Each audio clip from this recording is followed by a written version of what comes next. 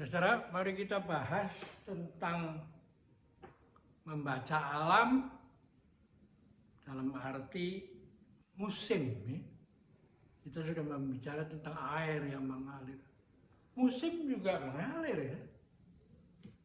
Mulai daripada menebar benih di musim semi, matang di musim summer, lapuk di musim rontok, luruh jatuh di musim dingin, dan seolah berhenti tumbuh. Yang terjadi adalah setelah selang beberapa saat muncullah tunas baru. Musim semi muncul kembali itu.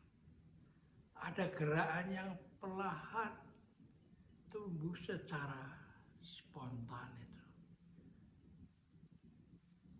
Tidak menggunakan tenaga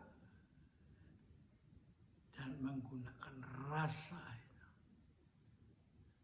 Sehingga lalu mulai matang dan terjadilah pergantian ke musim semi menjadi musim summer. Karena semua sesuai pada saatnya, maka tidak membuat cedera itu. Ya. Jadi inilah yang disebut Imlek itu, perayaan musim semi itu. Ya. Matahari yang turun ke 23,5 derajat di bawah khatulistiwa memutar balik kembali ke utara itu. Ya. Sampai nanti tiba saatnya lalu berputar lagi ke selatan itu. Demikianlah terus-menerus terjadi dari masa lalu yang tidak tahu kapan awalnya sampai masa depan yang kita juga tidak tahu kapan berakhirnya itu. Nah, karena itu titik balik itu seharusnya smooth itu. Kalau mengerti tentang hukum-hukum alam itu. Tapi karena kita tergopoh-gopoh melalui berbagai intrik, sehingga banyak orang yang tidak sabar, maka peralihan musim itu menimbulkan cedera, sehingga mengakibatkan kehidupan tidak berjalan mulus lagi itu. Nah, inilah makanya pentingnya orang belajar Tai Chi itu. Dari ilmu untuk hidup,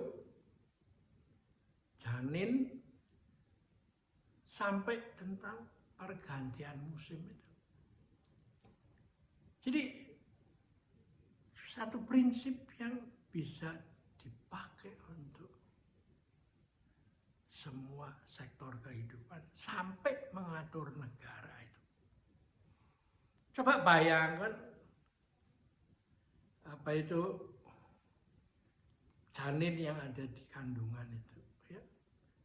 Semua tangannya itu dihubungkan oleh selaput itu. Ya.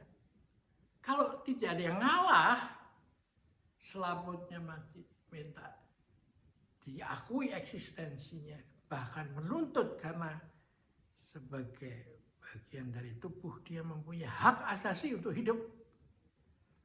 Maka apa yang terjadi? Maka ketika bayi itu lahir, tangannya seperti kaki bebek. Pasti ada sel-sel yang mengalah demi kemajuan bersama itu. Nah, karena itulah memang menarik sekali belajar Tai Chi ini. Adalah seni mengatur hidup itu ya.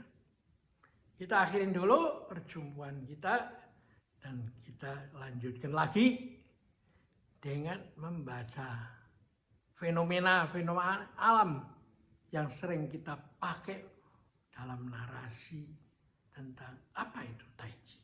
Ya, oke, sampai jumpa lagi.